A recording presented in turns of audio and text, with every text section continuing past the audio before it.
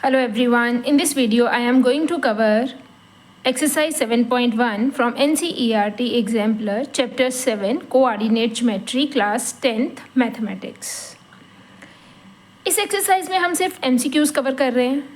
आप सबको पता है कि MCQs बहुत ज़्यादा इम्पॉर्टेंट होते हैं और मैक्सिमम कॉन्सेप्ट हमारे चैप्टर के MCQs से क्लियर भी हो जाते हैं। अगर आप MCQs को ध्यान से पढ़ें तो आपको बहुत सारे ऐसे कॉन्सेप्ट्स मिलेंगे NCERT एग्जाम्पलर के MCQs में जो आपके मैक्सिमम कॉन्सेप्ट्स को बहुत अच्छे से क्लियर कर देंगे। तो चलिए स्टार्ट करते हैं फर्स्ट MCQ से। The first one is the distance of the point P 2,3 from x axis is what. उन्होंने पूछा है कि एक पॉइंट है 2,3, उसका x एक्सिस से डिस्टेंस बताना है। अब आपको जब x एक्सिस से डिस्टेंस बताना है, अगर हम कार्टेशियन प्लेन ड्रॉ करते हैं, this is our Cartesian plane और coordinate plane, this is our x axis, this is y axis and this is origin. Point 2,3 will lie in which quadrant? First quadrant. This is 1, 2 and 3, and here we can also take 1, 2 and 3, right?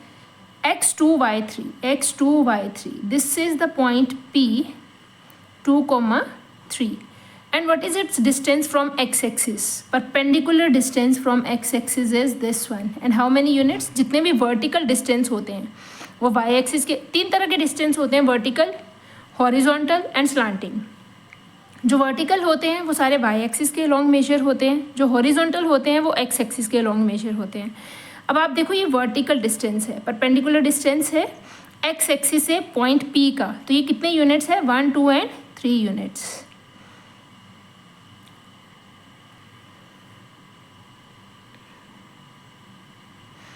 और आपको ये भी हमेशा याद रखना चाहिए कि X coordinate is called perpendicular distance from Y axis and Y coordinate is called perpendicular distance from x axis. अगर हम किसी प्लेन में किसी पॉइंट की पोजीशन बताते हैं तो हम दो एक्सिस से उसका परपेंडिकुलर डिस्टेंस लेते हैं। जो एक्स कोऑर्डिनेट होता है that is perpendicular distance from Y axis 1 and 2 unit. ये हॉरिजॉन्टल है ना, तो लॉन्ग एक्स एक्सिस इसको मेजर करेंगे। जो वाई कोऑर्डिनेट होता है that is perpendicular distance from x axis which is 3 units. तो which is the correct answer? B option is the correct answer, right? B is the correct answer. Now question number 2 is the distance between the point A 0,6 and B 0,-2 is what? The distance between the point this and this, एक point A दे रखा है आपको 0,6 और एक point आपको B दे रखा है and its coordinates are 0,-2। आपको इन दोनों के बीच का डिस्टेंस निकालना है। Very simple, you have to use distance formula. AB is equal to X coordinate में से x को माइनस करेंगे तो 0 - 0 स्क्वायर, और यहाँ पे तो सिर्फ y कोऑर्डिनेट ही था तो y2 - y1 करेंगे तो 6, यहाँ पे पहले से माइनस है और फॉर्मूला में भी माइनस होता है तो माइनस माइनस प्लस हो जाएगा। 6 + 2 का स्क्वायर मीन्स 8 का स्क्वायर। अब 8 का स्क्वायर है तो रूट और स्क्वायर और स्क्वायर रूट कैंसिल हो जाते हैं, आंसर कितना आ जाएगा? 8 यूनिट्स, राइट? तो बी ऑप्शन है, इसका भी करेक्ट आंसर कौन सा है? B. Now third question is find the distance of the point from the origin. अगर आपको किसी पॉइंट का डिस्टेंस ओरिजिन से निकालना है तो फॉर्मूला बहुत सिंपल है। मान लो आपको कोई भी पॉइंट दे रखा है, एक पॉइंट A है, इसके कोऑर्डिनेट्स हैं 0,0 और एक कोई भी पॉइंट है B जिसके कोऑर्डिनेट्स है हमारे पास x1, y1। अब मैंने x1, y1 आपको पता होना चाहिए, first is always x coordinate and second is always y। अगर आप इसका डिस्टेंस फॉर्मूला बनाओगे तो आपके पास क्या फॉर्मूला बनेगा? AB इज इक्वल टू, अब इसमें माइनस क्या करोगे? यहाँ पे तो 0 ही है तो कैन वी से it is x² plus x1 का स्क्वायर प्लस y1 का स्क्वायर, इजंट इट? तो अब यहाँ पे आपने जब ओरिजिन से डिस्टेंस निकालना है AB का तो कैन वी से इट इज़ -6 का स्क्वायर प्लस 8 का square only, this is 36 plus 64 which gives us 100 and answer is 10 and C option is the correct answer। Hope आपको समझ में आ गया होगा, राइट? और आपको ये भी याद रखना है कि जब ओरिजिन से डिस्टेंस निकालना है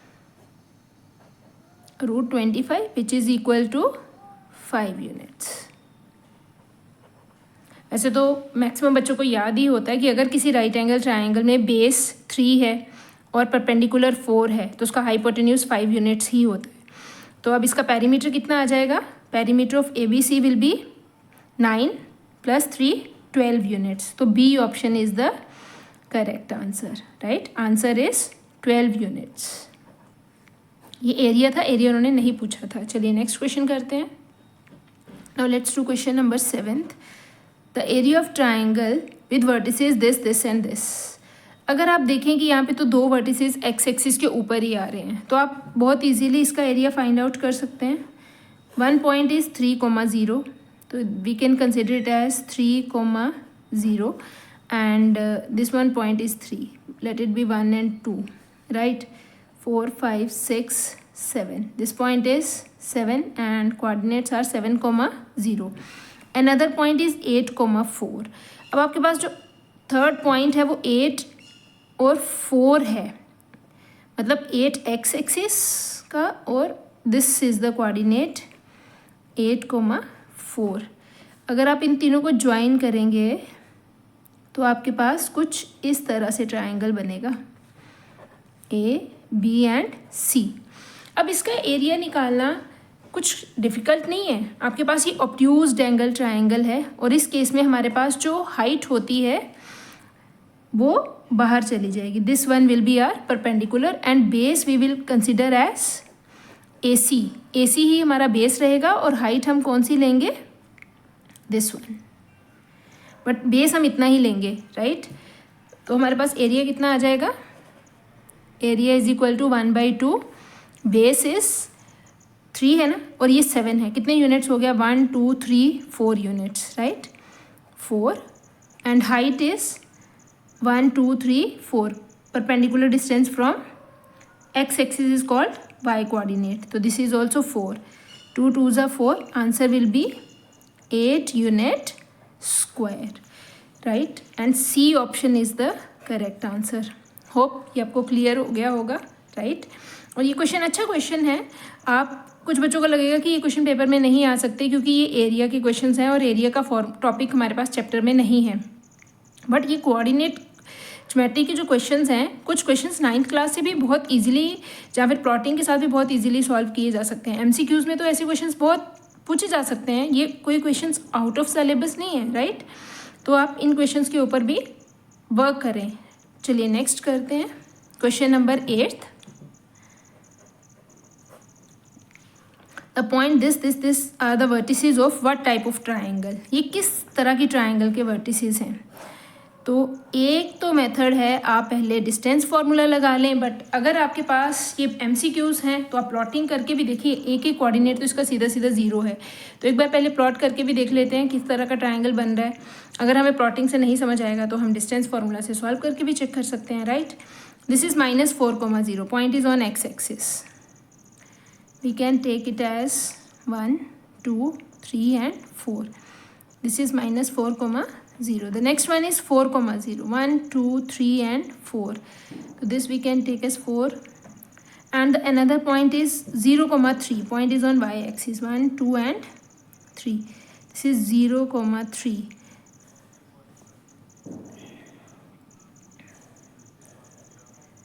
अब आपको बताना है कि किस तरह का ट्राइंगल है।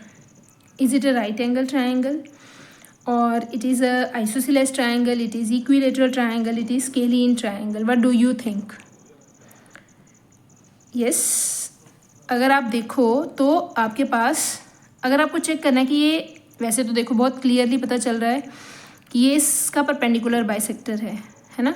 इस लाइन AB का ये जो OM है ये परपेंडिकुलर बाइसेक्टर है, क्योंकि इस साइड पे कितने यूनिट्स हैं? 1, 2, 3, 4. इसके भी 1, 2, 3, 4. तो ये राइट एंगल नहीं, ये आइसोसेलेस ट्राइंगल तो बनेगा ही बनेगा। ये इक्वी डिस्टेंस पे है पॉइंट M, राइट? एक तो ये मेथड है, आप सीधा प्लॉटिंग करके चेक कर सकते हैं। ये आइसोसेलेस ट्राइंगल है, B ऑप्शन करेक्ट होना चाहिए। सेकेंड मेथड इज आप यहाँ पे इस साइड से राइट एंगल ट्राइंगल कंसिडर करें, उस पर पाइथागोरस थ्योरम लगाएं। आपके पास एम ए की लेंथ आ जाएगी। सिमिलरली आप इस पे पाइथागोरस थ्योरम लगाएं तो आपके पास एम बी की लेंथ आ जाएगी। देखिए दोनों लेंथ इक्वल आ रही हैं, अगर आ रही हैं तो ये आइसोसेलेस ट्रायंगल बन जाएगा। Is it clear? चलिए नेक्स्ट करते हैं। और अगर आपको ये सब कुछ नहीं करना है तो आप सिंपली डिस्टेंस फार्मूला से भी चेक कर सकते हैं। आप ए एम का डिस्टेंस निकाल लें और उसके बाद आप एम बी का डिस्टेंस निकाल लें और फिर ए बी का डिस्टेंस निकाल लें। आपको वहाँ से भी क्लियर हो जाएगा कि ये आइसोसेलेस ट्रायंगल बन रहा है कि नहीं बन रहा है। और अगर राइट एंगल ट्रायंगल चेक करना है तो उसके लिए आपको पाइथागोरस थ्योरम भी लगा के देखनी पड़ेगी। तो चलो इससे भी सॉल्व कर लेते हैं। ए एम का डिस्टेंस हमारे पास कितना आ जाएगा? अगर आप ए एम निकालोगे तो 4 का स्क्वायर प्लस 3 का square, this is √16 plus 9 which is equal to 25 and answer will be 5.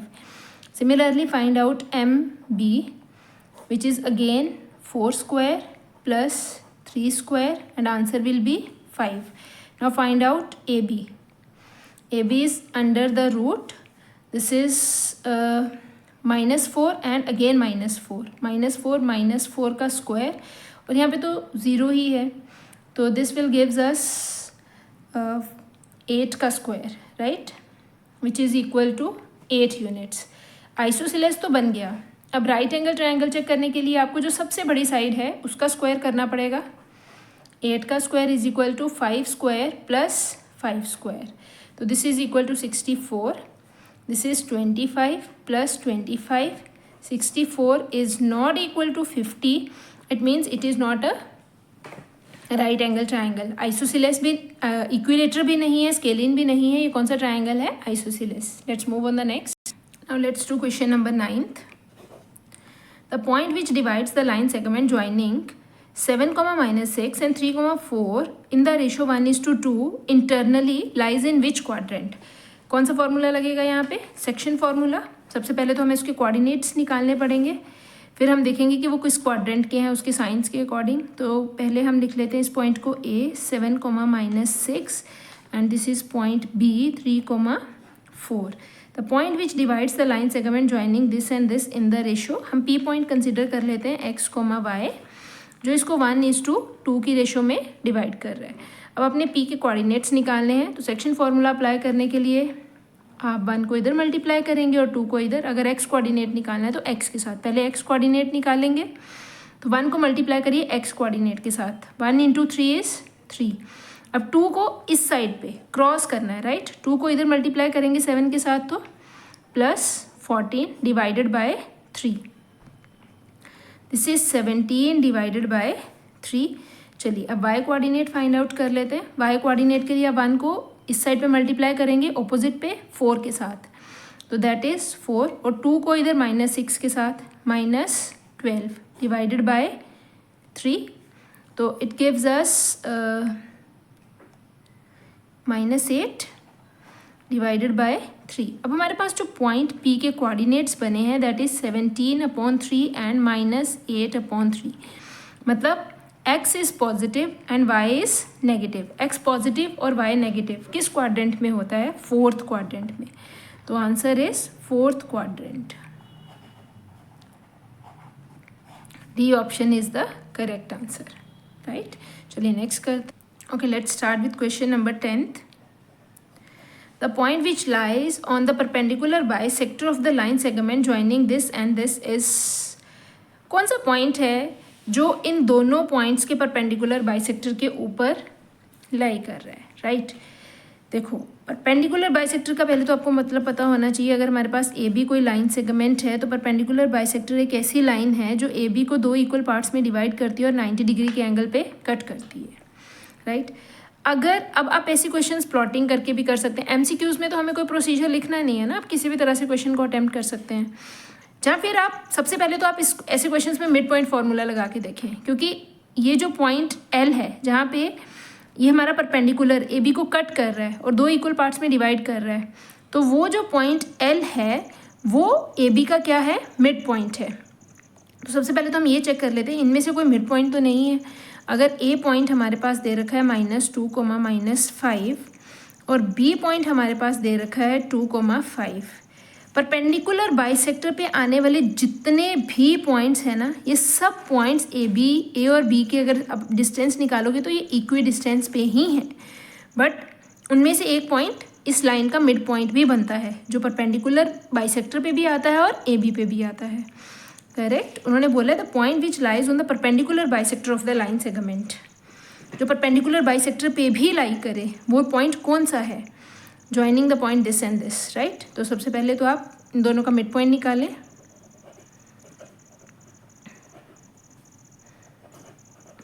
क्या फॉर्मूला होता है, x1 plus x2 upon 2 comma y1 plus y2 upon 2 which is equal to -2 plus 2 upon 2 and this is -5 plus 5 upon 2, 0, 0 is the midpoint of this one. A is the correct answer. आप इस question को वैसे plotting करके भी देख सकते हैं, mid point इसका परपेंडिकुलर बाइसेक्टर ड्रॉ करके। तो चलिए नेक्स्ट करते हैं क्वेश्चन नंबर 11th।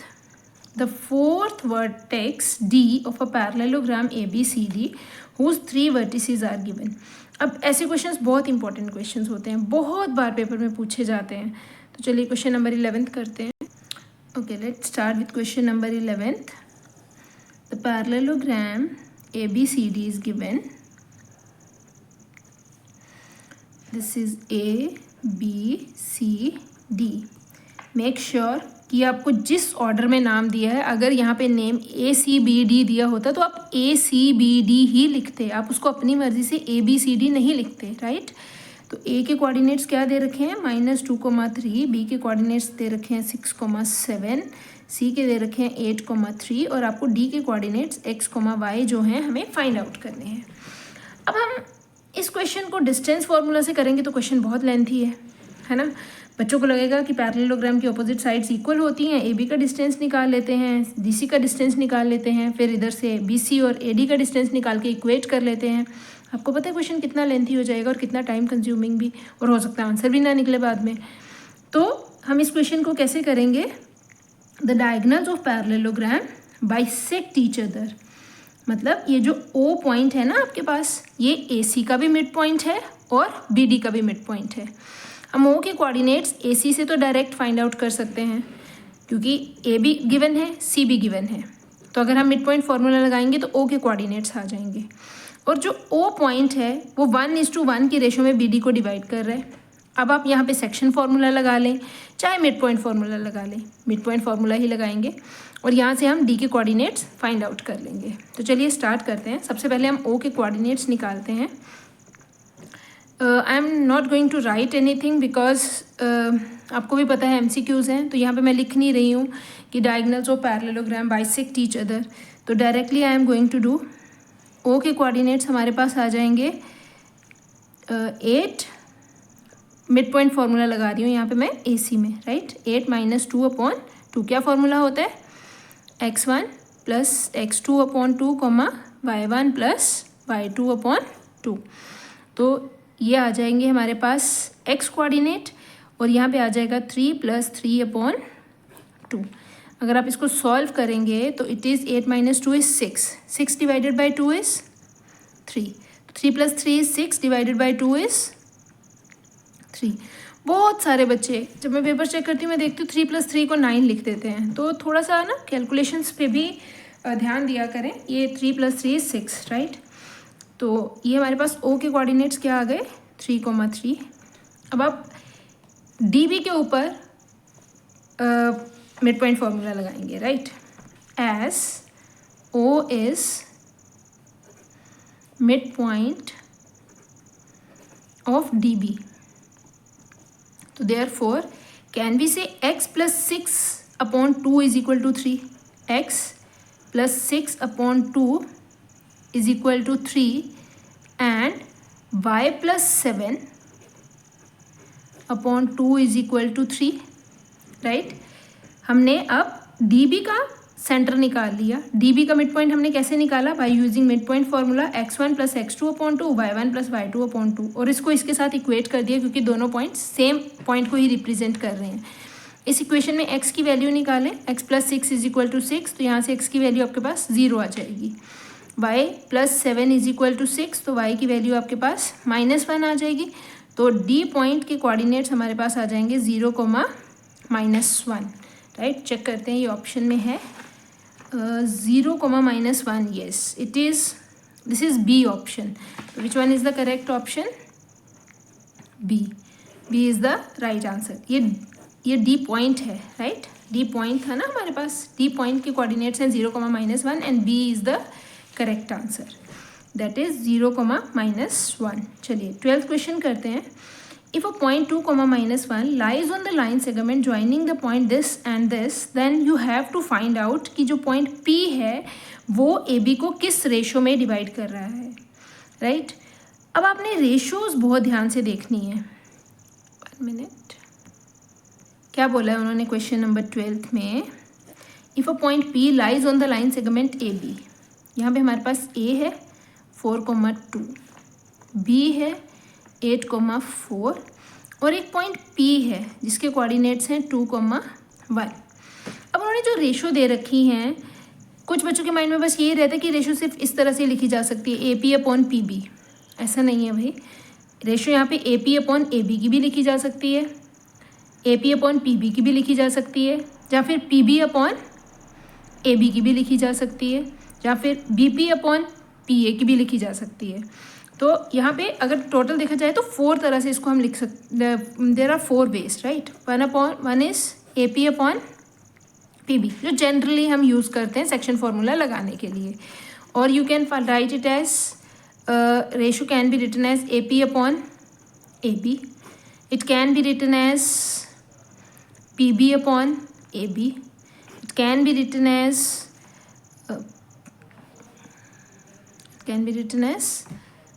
PB/AP। तो आपने देखना है कि इनमें से जो रेशोज दे रखी हैं इसमें से किस तरह से रेशो को अरेंज करें तो हमारे पास करेक्ट ऑप्शन बन जाए। तो पहले तो हम फाइंड आउट करके देखते हैं कि AP/PB की जो हमारे पास सेक्शन फार्मूला से रेशो आती है वो क्या आ रही है, फिर उसके बाद हम अपने आंसर को अरेंज करेंगे। तो यहाँ पे हम सेक्शन फार्मूला लगाएंगे, राइट। तो P के कोऑर्डिनेट्स निकालने के लिए हमारे पास P के कोऑर्डिनेट्स हमें गिवन है और हमें रेशो निकालनी है। तो we can use section formula, we can write it as K, this is 2,1, x coordinate से मल्टीप्लाई करेंगे 8K और 1 को इधर x कोऑर्डिनेट से 4 divided by K+1, y coordinate के लिए हमारे पास K को y कोऑर्डिनेट से मल्टीप्लाई करेंगे 4K + 2/K+1, राइट। अब x कोऑर्डिनेट को x से इक्वेट किया जाएगा और y को y से, क्योंकि ये दोनों सेम पॉइंट है, एक हमने रेशो के टर्म्स में लिखा है और एक पॉइंट हमें गिवन था। तो from here we can write 8K + 4/K+1 is equal to 2, which is equal to 8K + 4 is equal to 2K + 2, this is 8K - 2K and 2 - 4। अब अगर हम इसको सॉल्व करते हैं तो हमारे पास आ जाएगा 6K इज इक्वल टू -2। यहाँ से अगर आप K की वैल्यू निकालोगे तो -1/3। अब रेशो तो नेगेटिव नहीं हो सकती, यहाँ पे तो रेशो नेगेटिव आ गई।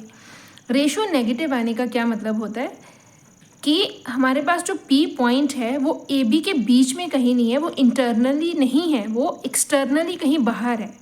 बाहर मतलब है तो वो AB लाइन सेगमेंट के ऊपर ही है समवेयर, राइट, बट वो इसको अंदर से कट नहीं कर रहा, वो कहीं बाहर है, जहाँ तो इस साइड पे जहाँ तो इस साइड पे। अब डिसाइड करेंगे कि किस साइड पे है। जैसे अगर आप देखेंगे कि हमारे पास जो हमने रेशो निकाली थी K:1 की, तो ये हमारे पास अगर हम इसको इस तरह से लिखें AP/PB की रेशो हमारे पास -1/3 बन रही है ना। AP -1 और PB -3, इसका क्या मतलब है, जो P पॉइंट है अगर AP नेगेटिव आ रहा है तो मतलब A से हमने पीछे वाली साइड पे जाना है। तो हमारे पास जो P पॉइंट है कुछ इस तरह से यहाँ पे लाई कर रहा है, राइट।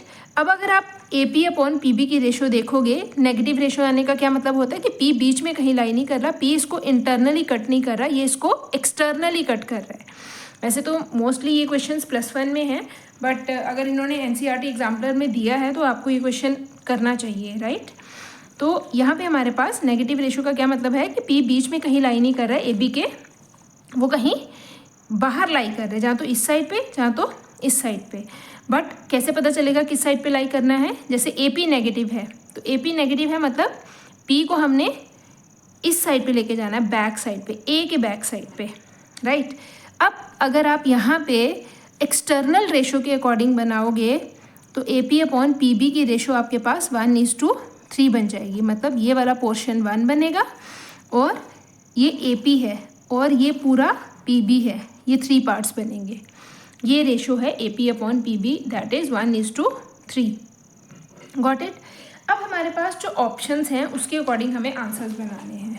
अब आप ऑप्शंस देखें, उन्होंने यहाँ पे कहीं भी नेगेटिव रेशो का तो जिक्र नहीं किया, उन्होंने सारी जगह पे तो पॉजिटिव रेशोज़ की ही बात कर रहे हैं। A B upon A P is 1:3, A P upon A P is equal to P B is equal to 1/3 A B and A P is equal to 1/2 A B. अब इसकी ratio हम बनाएंगे कैसे? हम इसको यहाँ पे रख लेते हैं। अब हम इसको क्वेश्चन में रेशो किस तरह से बनाएंगे? अगर हमारे पास यहाँ पे A P upon P B की रेशो दे रखी है 1:3, मतलब एक तो रिज़ल्ट आपके पास बनता है A P is equal to 1/3 P B, right. दूसरा बनता है 3 A P is equal to P B. अब पहले तो हम देखते हैं क्या ये दोनों रिज़ल्ट हमारे पास हैं। A P is equal to 1/3 A B है, नॉट पी बी, तो ये वाला रिजल्ट तो हमारे पास नहीं है। P B is equal to 1/3 A B है, ये भी नहीं बन रहा। A P is equal to P B तो बिल्कुल ही नहीं बन रहा। अब हमारे पास फोर्थ रिजल्ट बचा ये वाला, इसमें हमारे पास है A P is equal to half of A B. अब हम इसमें ए बी को लेके आना है हमें, तो ए बी को कैसे लेके आ सकते हैं? पी बी है नहीं है, ए पी है, तो हम पी बी को ब्रेक करेंगे। This is 3 A P is equal to P B minus P A, right. यही आएगा ना? नो, हमें तो ए बी चाहिए ना, तो हम लिखेंगे P B minus, this is P B minus, हमें इसको ए बी के साथ लिखना है, तो we can write it as P A plus A B, तभी हमारा पी बी बनेगा, P A plus A B.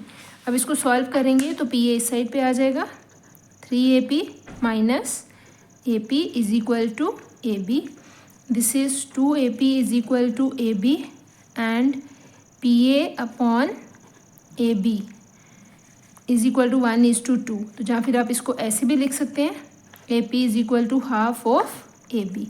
तो which one option is correct? Option D option is the correct answer, A P is equal to half of A B. तो question थोड़ा सा tricky था, आपको एक दो बार इसको देखना पड़ेगा, समझना पड़ेगा। एक्सटर्नल रेशोज़ के बारे में आपको इतना पता नहीं है, आपको सारा इंटरनल रेशोज़ के ऊपर ही आपने वर्क किया है, बट एनसीईआरटी का क्वेश्चन है तो हमें करना है, राइट। चलिए नेक्स्ट करते हैं। Question number 13 is very simple question. P is the mid point of the line segment Q -6,5 and R -2,3. P is its midpoint and its coordinates are a/3,4. तो आपको a की वैल्यू फाइंड आउट करनी है। आप इसमें mid point formula लगा लें, यह आ जाएगा a/3 is equal to X coordinate. क्या फार्मूला होता है? x1 plus x2/2, that is x1 plus x2/2, ये x कोऑर्डिनेट का है, और y कोऑर्डिनेट का होता है y1 प्लस y2/2। ये हमारे पास x1 y1 है, ये हमारे पास x2 y2 है। जनरली इनको हम x, y लेते हैं, राइट। तो अब हमारे पास a/3 है, x1 हमारे पास -6 है, x2 हमारे पास -2 है, divided by mid point formula में डिनोमिनेटर में 2 होता है। इसी इक्वेशन को सॉल्व करेंगे तो a की वैल्यू आ जाएगी, a/3 is equal to, this is -6 -2 is equal to -8 divided by 2, it gives us -4. तो we can write a/3 is equal to -4 and a will be -12. तो B option is the correct answer. What is the value of a? -12. Now question number 14 is the perpendicular bisector of the line segment joining the point A and B cuts the y-axis at what point? At which point? Right? अब ये question है तो NCERT he based, but question को उन्होंने थोड़ा घुमा दिया है। उन्होंने यहाँ पे आपको क्या बोल दिया है कि the perpendicular bisector of the line segment joining the point this and this. आपके पास एक लाइन सेगमेंट है 1,5 और एक पॉइंट है बी, इट्स कोऑर्डिनेट्स आर 4,6। आप अगर इस लाइन का परपेंडिकुलर बाइसेक्टर ड्रॉ करते हैं, राइट, तो आपको बताना है कि वो वाई एक्सिस को किस पॉइंट पे कट करेगा। अब ज़रूरी नहीं है कि वो वाई एक्सिस को उस पॉइंट पे कट करेगा जहाँ पे ये दोनों लाइंस इंटरसेक्ट करती हैं। हो सकता है यहाँ पे कट करे, हो सकता है यहाँ पे कट करे। आप एक बार विजुअलाइज करके भी देख लें इस डायग्राम को, आपको थोड़ा सा क्लैरिटी हो जाएगी कि वो क्वेश्चन में क्या पूछना चाहते हैं। अब देखो, हम अगर कार्टेशियन प्लेन अपना ड्रॉ करते हैं तो ये वी नीड 5 and 6 मैक्सिमम, तो वी विल टेक 1 2 3 4 5 6, राइट। अब मैंने यहाँ पे दोनों ही सिर्फ एक्स फर्स्ट क्वाड्रेंट की ही नीड है हमें। 1,5 x1 y5, तो ये पॉइंट आ जाएगा ए 1,5 और बी पॉइंट है 4,6 x4 y6, तो ये पॉइंट आ जाएगा हमारे पास 4,6, ये बी पॉइंट है। अब अगर आप इन दोनों को ज्वाइन करते हैं तो ये हमारे पास ए बी एक लाइन सेगमेंट बन गया। अब आपने इस लाइन का परपेंडिकुलर बाइसेक्टर ड्रॉ करना है और फाइंड आउट करना है कि वो वाई एक्सिस को किस पॉइंट पे कट करेगा। देखो, अगर मैं इसका परपेंडिकुलर बाइसेक्टर ड्रॉ करती हूँ तो वो लाइन कुछ इस तरह से जाएगी मेरे पास ऊपर, जो वाई एक्सिस को किसी ना किसी पॉइंट पे तो ज़रूर कट करेगी, लाइक दिस। अब ये पॉइंट इसका मिड पॉइंट नहीं है ना। आप देखें कि अब इसमें कॉन्सेप्ट तो वही लगेगा इक्वी डिस्टेंट वाला, कि परपेंडिकुलर बाइसेक्टर पे आने वाला पॉइंट दोनों पॉइंट से इक्वी डिस्टेंस पे होता है। तो हम ये पॉइंट को एल ले लेंगे, इसके कोऑर्डिनेट्स को हम ले लेंगे 0,y और हम इन दोनों का डिस्टेंस को इक्वेट कर देंगे। क्वेश्चन है ये फर्स्ट एक्सरसाइज का एनसीईआरटी बेस्ड, राइट। बट आप इस क्वेश्चन को ध्यान से करें, थोड़ा सा क्वेश्चन का स्टेटमेंट ही है जो उन्होंने थोड़ा घुमाया हुआ है। तो चलिए स्टार्ट करते हैं। अब आपको थोड़ा डायग्राम क्लियर हो गया होगा, आपको क्वेश्चन का मीनिंग समझ में आ गया होगा, होप आना चाहिए। मैंने पूरी कोशिश करी है कि मैं आपको अच्छे से समझा सकूं। और this is the point which is lying on Y axis and we can consider it as L, its coordinates are 0,y, right. और ये दोनों डिस्टेंस आपस में क्या होते हैं, इक्वल होते हैं। हम इन दोनों डिस्टेंस को इक्वेट करेंगे और यहाँ से y की वैल्यू निकालेंगे। देखो, डी कोऑर्डिनेट तो पहले डी पॉइंट तो वैसे नहीं हो सकता आंसर में ना, पॉइंट y एक्सिस पे है तो x कोऑर्डिनेट 0 होना चाहिए। तो ए बी और सी में आंसर बनेगा हमारे पास, राइट। अगर हम डायग्राम से देखें तो हमारे पास जो आंसर है वो फर्स्ट क्वाड्रेंट में लाई कर रहा है। फर्स्ट क्वाड्रेंट में लाई कर रहा है y एक्सिस, मतलब पॉइंट y एक्सिस के ऊपर है और y एक्सिस की पॉजिटिव साइड पे है। तो इस तरह से b जो आंसर है वो भी रॉन्ग हो जाएगा, है ना। हमारे पास इन दोनों में से कोई आंसर बनेगा, ए और सी में से। इस डायग्राम्स में तो हम क्लियरली नहीं बता सकते ना कि कौन सा आंसर बनेगा, है ना। तो इसलिए हम इसको थोड़ा सॉल्व भी करके देख लेते हैं डिस्टेंस फार्मूला से। तो हमारे पास यहाँ से क्या आएगा, what is the length of A L will be under the root 1 का स्क्वायर प्लस 5 y माइनस 5 का स्क्वायर। और इसको सॉल्व कर लेते हैं, you will get 1 and this is equal to A square plus B square minus 10y which gives us y square plus 25 plus 1 26 minus 10y। अब B L का distance find out कर लेते हैं। बी एल का distance हमारे पास आएगा under the root 4 का square plus y minus 6 का स्क्वायर। तो this is equal to 4 4 16 plus A square plus B square minus 2ab। अगर आप दोनों को इक्वेट करते हैं तो हमारे पास y square plus 26 minus 10y is equal to under the root y square minus 12y, ये दोनों ऐड हो जाएंगे तो हमारे पास बन जाएगा 72। इतना ज़्यादा कैसे बन गया भाई, 52 है ना। अब दोनों साइड पे स्क्वायरिंग करेंगे तो हमारे पास रूट ख़त्म हो जाएगा। जो हमारे पास बचेगा उसमें से वाई स्क्वायर भी कट जाएगा। Now we are left with 26 minus 10y is equal to minus 12y plus 52। इस इक्वेशन को सॉल्व करें और y की वैल्यू निकाल लें। 12 इधर जाएगा, y में से माइनस होगा, लाइक टर्म्स हमें कलेक्ट करनी है तो ये 2y आ जाएगा। 26 52 में से माइनस होगा तो ये हमारे पास 26 ही आ जाएगा, राइट। अब y को आप 26 को 2 से डिवाइड करोगे तो y की वैल्यू आपके पास 13 आ जाएगी। और ये जो पॉइंट हमारे पास बनेगा ना, ये बनेगा 0,13। ये जो पॉइंट हमारे पास बने दिस इज़ 0,13। होप आपको क्वेश्चन अच्छे से समझ आया होगा, आपको इसको विजुअलाइज करना आया होगा। और क्वेश्चन किस तरह से करना है, you have to practice it at least once twice, जब तक आपको चीज़ें क्लियर नहीं हो जाती हैं। एक बार वीडियो को फिर से पॉज करें थोड़ी देर के लिए, फिर से खुद समझें और अपने कॉन्सेप्ट को क्लियर करें। चलिए नेक्स्ट करते हैं। अब क्वेश्चन नंबर 15 देखें, कितना प्यारा क्वेश्चन है। आप इस क्वेश्चन को समझने की कोशिश करें कि अगर आप इस क्वेश्चन को ध्यान से समझेंगे तो आपको पता चलेगा कि इस क्वेश्चन में कितने सारे कॉन्सेप्ट्स हैं। मतलब ये MCQ से ही हमें बहुत सारी ऐसी चीज़ें होती है जो कॉन्सेप्ट्स हमारे MCQ से ही क्लियर हो जाते हैं। और NCERT एग्जाम्पलर तो एक बहुत अच्छी बुक है जिसको करने से ही हमारे 70 से 80% कॉन्सेप्ट्स पॉलिश हो जाते हैं अच्छे से। अब आप इन MCQs में से मैक्सिमम टाइम्स हमारे पास बोर्ड के पेपर में क्वेश्चंस आते ही आते हैं, है ना।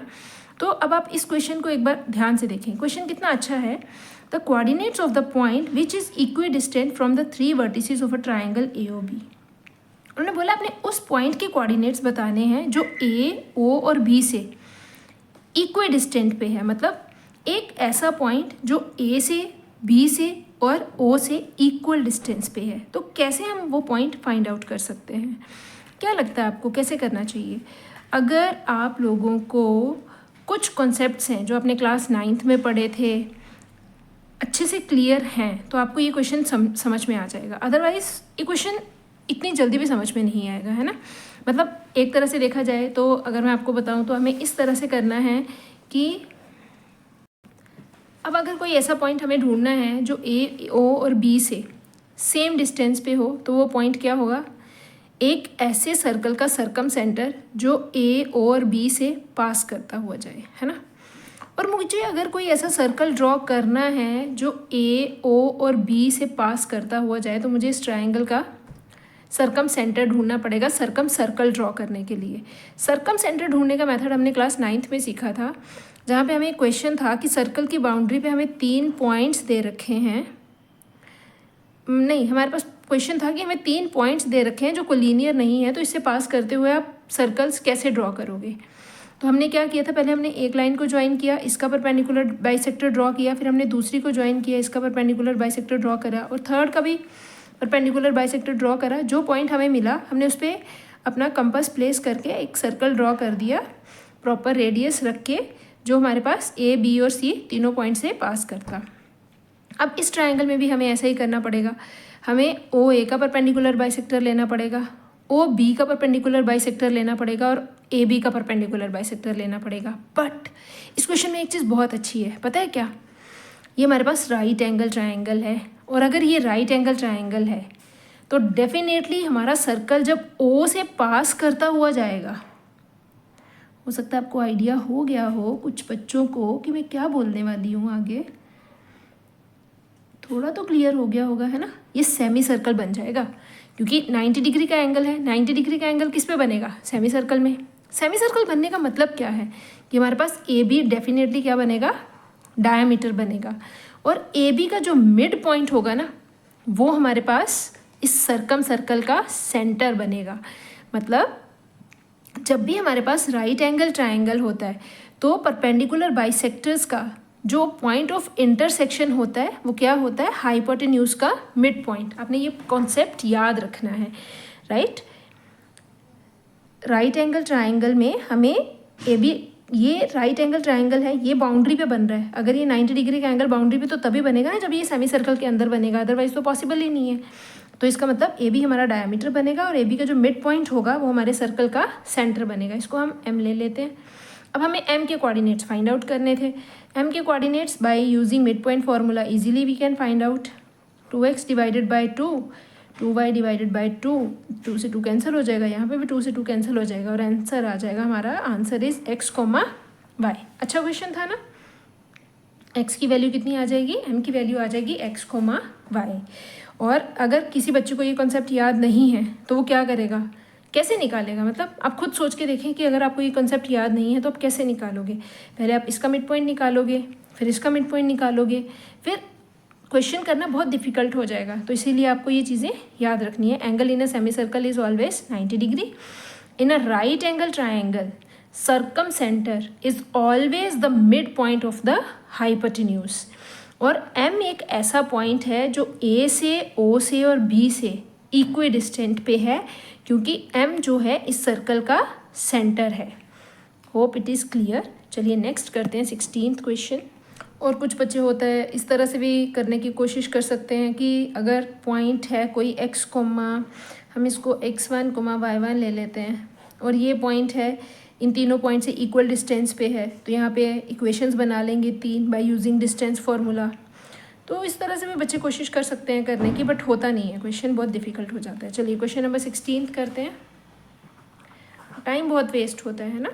चलिए करिए। A circle drawn with the origin as the centre passes through 13/2, 0. The point which does not lies on the interior of the circle is which one? उन्होंने बोला है एक सर्कल है जो ड्रॉ किया गया है, drawn with the origin as a centre. Origin को हमने क्या रखा है, सर्कल का सेंटर रखा है। And passes through 13/2। 13/2 को अगर हम डिवाइड करते हैं तो this is equal to 6.5, right. अब 6.5 मतलब 1 2 3 4 5 6.5, तो नियर अबाउट यहाँ पे आ जाएगा 6.5, 13/2 पॉइंट, राइट। अब ये जो पॉइंट है उन्होंने बोला ये कहाँ पे लाई कर रहा है, ये सर्कल की बाउंड्री पे लाई कर रहा है। A circle drawn with the origin as a centre passes through this point. तो जो सर्कल है इस पॉइंट से पास करता हुआ जा रहा है 13/2, 0 से। तो अगर आप इस तरह से पास करता हुआ एक सर्कल बनाओगे तो आप एक चीज़ नोटिस तो करोगे कि ये पॉइंट जो है, ये सर्कल जो है, ये सारी एक्सिस को 13 इतने ही रेडियस पे कट करेगा ना। तो ये वाला जो सारा डिस्टेंस है ये तो सारे रेडियस ही हैं, तो ये सारे डिस्टेंस 6.5 यूनिट्स, 6.5 यूनिट्स, 6.5 यूनिट्स और 6.5 यूनिट्स ही हो जाएंगे, राइट। अब उन्होंने बोला है कि आपको कुछ पॉइंट्स दे रखे हैं, आपको चेक करना है कि इनमें से कौन सा पॉइंट है which does not lie on the interior of the circle, जो सर्कल के अंदर लाई नहीं कर रहा है, जो सर्कल के बाहर लाई कर रहा है। तो चलिए देखते हैं हमें पहले तो ऑप्शंस कौन कौन सी दे रखी है। अब हमारे पास ये 4 पॉइंट्स दे रखे हैं। First is -3/4, 1, 2, 7/3, 5, -1/2 and -6, 5/2। देखो सबसे पहले तो आप ऐसे कर सकते हो, आपको रेडियस तो मिल गया, आप सारे पॉइंट्स का ओरिजिन से डिस्टेंस फाइंड आउट कर सकते हो। ओरिजिन हमारा 0,0 है, राइट। अगर आपको देखना है कि पॉइंट कहाँ पे लाई कर रहे हैं, उन्होंने बोला है the point which lies in the point which does not lie in its interior, जो इसके इंटीरियर में लाई नहीं करेगा। अब आप खुद सोचें कि जो पॉइंट इसके इंटीरियर में लाई नहीं करेगा मतलब वो सर्कल के बाहर कहीं लाई करेगा, और उसका डिस्टेंस इसके रेडियस से क्या हो जाएगा, ज़्यादा हो जाएगा। जो अगर आपको ये क्वेश्चन 1 मार्कर या 2 मार्कर या 3 मार्कर में आ जाता है तो आप इस क्वेश्चन को डिस्टेंस फार्मूला से करेंगे, है ना। आप पहले सारे पॉइंट्स का डिस्टेंस निकाल के चेक कर लेंगे ओरिजिन से, क्योंकि यहाँ पे भी 6.5 होना चाहिए, डिस्टेंस तो सेम ही रहेगा ना, जितना यहाँ पे लेंथ है उतनी ही हर जगह पे रहेगी लेंथ। जिसका लेंथ 6.5 से ज़्यादा हुआ वो सर्कल के बाहर चला जाएगा, जिसका लेंथ 6.5 से कम हुआ वो सर्कल के अंदर रह जाएगा, और जिसका एग्जैक्ट 6.5 हुआ वो बाउंड्री पे आ जाएगा। उन्होंने बोला कौन सा पॉइंट है जो इसके इंटीरियर में लाई नहीं कर रहा है। अगर आपको MCQs हैं तो आप इसको सिंपली प्लॉटिंग से भी आइडिया लगा सकते हैं, राइट। करेक्ट तो नहीं, करेक्ट करने के लिए हम उसका डिस्टेंस चेक कर लेंगे, बट सबसे पहले तो हम आइडिया तो लगाएं, हर एक से हमें डिस्टेंस तो ना निकालना पड़े। -3/4, -3/4 मीन्स ये 0 और 1 के बीच में नेगेटिव, -3/4 0 पॉइंट समथिंग है और y की वैल्यू 1 है, तो point of intersection near about यहाँ पे बनेगा, ये तो इंटीरियर में ही आएगा। 2,7/3 x2 बाई y है 7/3, दैट इज़ 7/3 को अगर आप डिवाइड करेंगे तो 3 2 ज़ा 6, तो ये हमारे पास पॉइंट बन जाएगा 2, नियर अबाउट 2.3 समथिंग्स के आसपास। तो यहाँ पे अगर 1 है, यहाँ पे 2 है, तो 2.3 मतलब नियर अबाउट यहाँ पे पॉइंट बनेगा, ये भी इनसाइड ही रहेगा। नेक्स्ट स्टेप 5, -1/2, x 5 है और y -1/2 है। -1/2 के लिए हमें नीचे जाना पड़ेगा, यहाँ तक y हमारे पास 5 आ जाएगा और -1/2 मतलब हाफ 0.5, तो ये भी पॉइंट अंदर ही रहेगा। अब हमारे पास लास्ट पॉइंट बचा -6,5/2, x -6 मतलब पॉइंट तो यही आएगा -6 का। अब 5/2 होता है हमारे पास 2.5, तो 2 यहाँ पे और 2.5 नियर अबाउट यहाँ पे बनेगा। अगर आप इन दोनों पॉइंट्स को चेक करेंगे तो ये पॉइंट हमारे पास सर्कल के एक्सटीरियर में जा रहा है, इंटीरियर में नहीं है। अगर आपको इसको पूरा फाइनल प्रॉपरली चेक करना है तो आप इन दोनों का डिस्टेंस निकाल के देखें। कहाँ से? आप इस पॉइंट का डिस्टेंस, ये जो पॉइंट है 6-6,5/2, इसका डिस्टेंस ओरिजिन से निकालें। तो ओरिजिन से डिस्टेंस निकालना बहुत सिंपल है, 0 और 6 है, तो ये तो 6 का स्क्वायर ही आ जाएगा प्लस 5/2 का स्क्वायर आ जाएगा। इसको सॉल्व करेंगे तो आपके पास आ जाएगा 36 प्लस 25/4, मल्टीप्लाई करिए, एलसीएम आ जाएगा 4, 36 4 ज़ा 144 प्लस 25, तो ये आ जाएगा हमारे पास √169/4। अगर आप इसको सॉल्व करेंगे तो ये आ जाएगा आपके पास 13/2, और 13/2 को डिवाइड करके देखें 3 कितना आएगा, ये हमारे पास 6.5। इससे आपको क्या आइडिया हो गया कि ये जो पॉइंट है ये इसके इंटीरियर में तो लाई नहीं कर रहा है, ये इसकी बाउंड्री पे ही लाई कर रहा है। मतलब अगर हम ये प्रॉपर डायग्राम बनाते पूरी मेजरमेंट के साथ तो ये पॉइंट इसके सर्कल की बाउंड्री पे ही लाई कर जाता, क्योंकि जो हमारे पास ओरिजिन से लेके इस पॉइंट तक का डिस्टेंस आ रहा है वो हमारे पास क्या डिस्टेंस बन रहा है, 6.5 ही बन रहा है। 6.5 means radius of the circle. Is it clear? तो मीन्स ये जो पॉइंट डी है ये सर्कल की बाउंड्री पे लाई कर रहा है, ये सर्कल के इंटीरियर में लाई नहीं कर रहा है। बाकी सबके साथ भी आप डिस्टेंस निकाल के चेक करें, अगर 6.5 से कम आएगा तो पॉइंट इंटीरियर में है, अगर 6.5 से ज़्यादा आएगा तो पॉइंट एक्सटीरियर में है, और अगर 6.5 के बराबर आएगा तो पॉइंट ऑन द बाउंड्री है। चलिए नेक्स्ट कर, okay let's start with question number 17। A line intersects the y-axis and x-axis at the point P and Q respectively. If 2, -5 is the midpoint of PQ, then the coordinates of P and Q are respectively what? उन्होंने बोला एक line है जो y-axis और x-axis को, पहले तो हम y-axis और x-axis बना लेते हैं। This is our x-axis and this is our y-axis, right. एक लाइन है जो y एक्सिस और x एक्सिस को P और Q पॉइंट पे कट कर रही है, y को P पे कर रही है और x को Q पे कर रही है। मान लो ये हमारे पास कोई लाइन है जो इस तरह से कट करती हुई जा रही है। If 2, -5 is the mid point of PQ, अगर 2, -5 PQ का मिड पॉइंट है, मतलब ये दोनों हाफ्स क्या गिवन है, हम इस पॉइंट को M ले लें, M is the mid point of PQ, ये हमें गिवन है, राइट। अब आपको बताना है the coordinates of P and Q, आपको P और Q के कोऑर्डिनेट्स निकालने हैं। तो डेफिनेटली हम यहाँ पे किसका यूज़ करेंगे, हम यहाँ पे मिड पॉइंट फार्मूला का ही यूज़ करेंगे।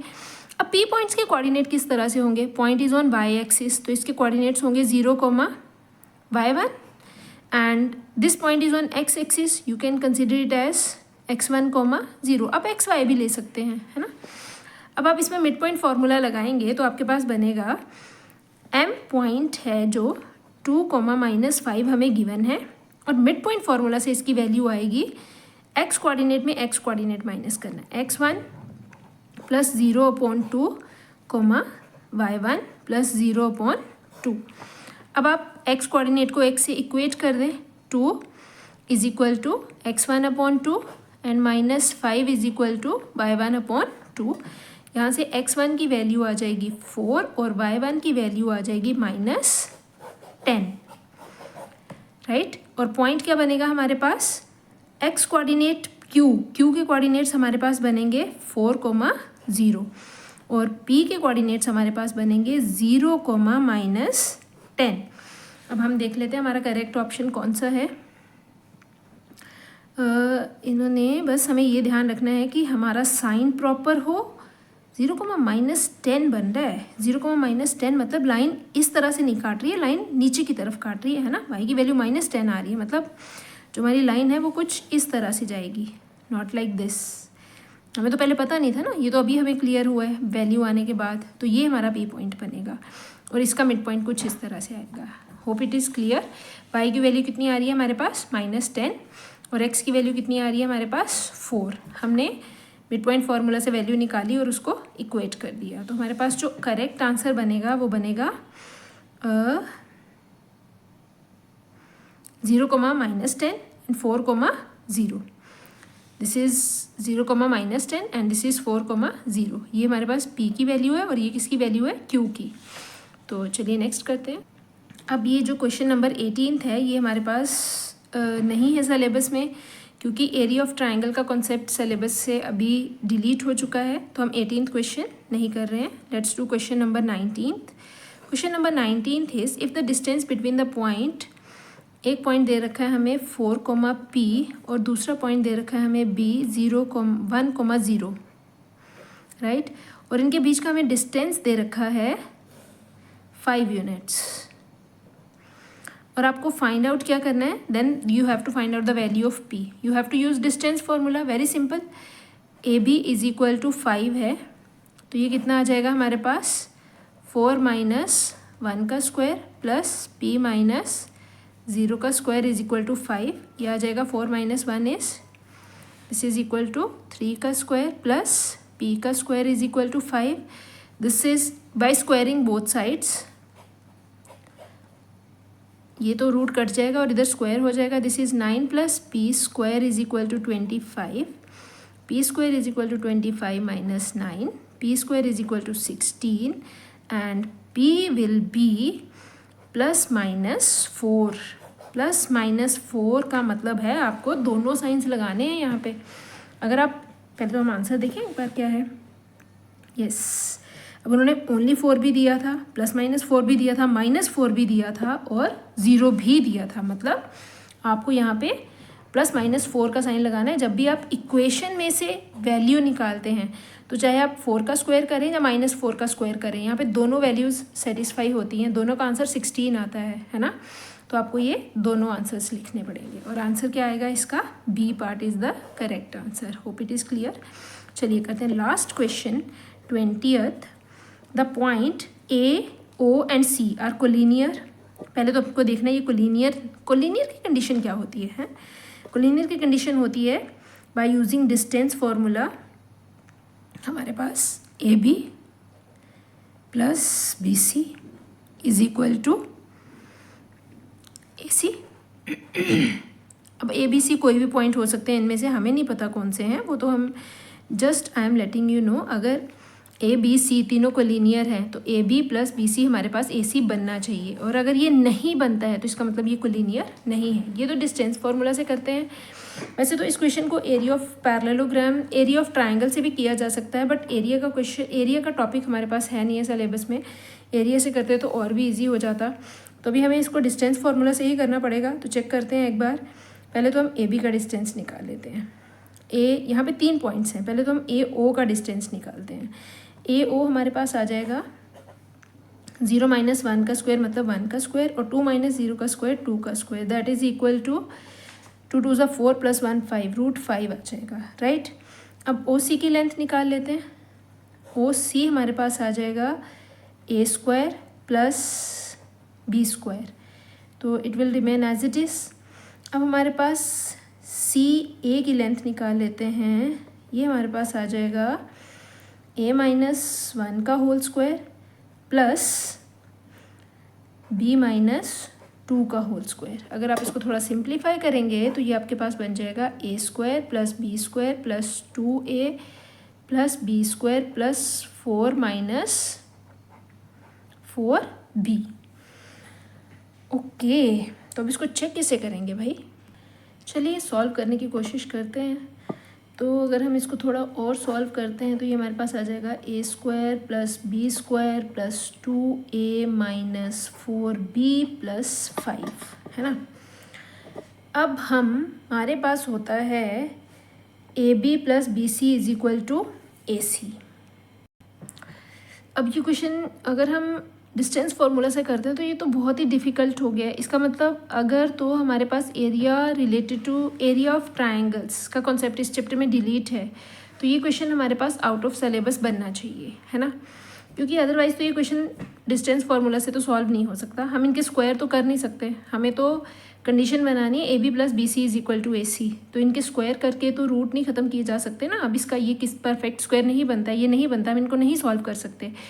तो अब अगर आप चाहते हैं तो मैं आपको ये क्वेश्चन एरिया ऑफ ट्रायंगल के फॉर्मूला से भी करवा सकती हूँ। अगर हमारे पास 3 पॉइंट्स ट्रायंगल नहीं बनाते हैं मतलब वो कोलिनियर हैं, तो हमारे पास एरिया ऑफ ट्रायंगल 0 हो जाता है।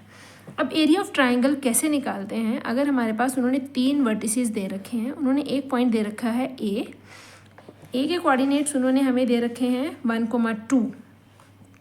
वेट, ए के कोऑर्डिनेट्स उन्होंने हमें दे रखे हैं, there are 3 points, one is A 1,2, O के पॉइंट दे रखे हैं 0,0 और सी के पॉइंट दे रखे हैं ए, बी।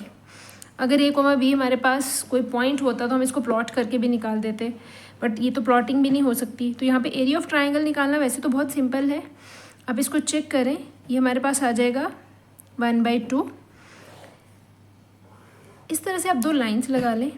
अब आपने क्या करना है, किसी एक पॉइंट को सबसे टॉप पे लिखना है, किसी को भी लिखते हैं अपनी मर्जी से, कोई प्रॉब्लम नहीं है। जैसे मान लो मैंने 0,0 को टॉप पे लिख दिया, राइट। उसके बाद मैं सेकंड लिखूँगी ए और बी, उसके बाद मैं थर्ड लिखूँगी 1 और 2, और 0,0 को मैं फिर से लास्ट में, जो आप सबसे ऊपर लिखोगे उसको आपने एक बार नीचे भी लिख देना है, और 1/2 यहाँ पे मल्टीप्लाई हो रहा है इसके साथ। अब इसको सॉल्व कैसे करना है? इसको सॉल्व करने के लिए आपने क्या करना है, अपने इनको क्रॉस मल्टीप्लाई करना है।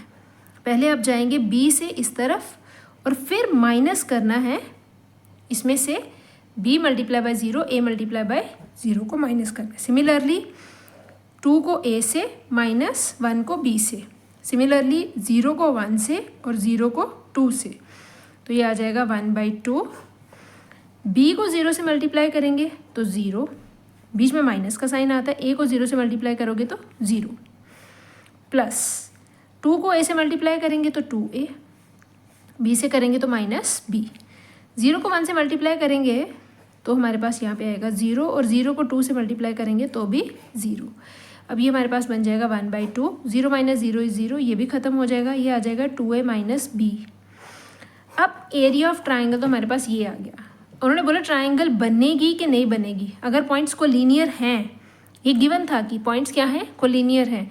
अगर ये कोलिनियर हैं तो इसका मतलब एरिया ऑफ ट्राइंगल कितना आएगा, 0 आएगा। आपने कंडीशन बतानी थी कोलिनियर होने की, राइट। तो पहले तो 2 को आप इधर मल्टीप्लाई कर दें, 2 0 से मल्टीप्लाई होकर ख़त्म हो जाएगा, आपके पास आ जाएगा 2a minus b is equal to 0। यहाँ से इक्वेशन आ जाएगी 2a is equal to b, तो आपके पास सी ऑप्शन जो है वो करेक्ट आंसर आ जाएगा, राइट। ये एरिया ऑफ ट्राइंगल के फॉर्मूला से ही किया जा सकता है, इसको हम डिस्टेंस फार्मूला से नहीं कर सकते कि sum of 2 sides is equal to the third side, उससे तो हमारे क्वेश्चन बहुत डिफिकल्ट बन जाता है, ये सॉल्व नहीं होगा ऐसे, है ना। तो होप आपको ये सारे क्वेश्चंस समझ में आए होंगे। मैंने बहुत डिटेल में समझाने की कोशिश करी है कि आपको हर एक कॉन्सेप्ट अच्छे से क्लियर हो। फिर भी आपको अगर कुछ नहीं समझ में आता है, कुछ नहीं समझ में आया है, कुछ मैंने ओवरलुक किया है, तो आप कमेंट भी कर सकते हैं, और अगर आपको अच्छी लगी है वीडियो तो आप लाइक भी कर सकते हैं। Thank you so much.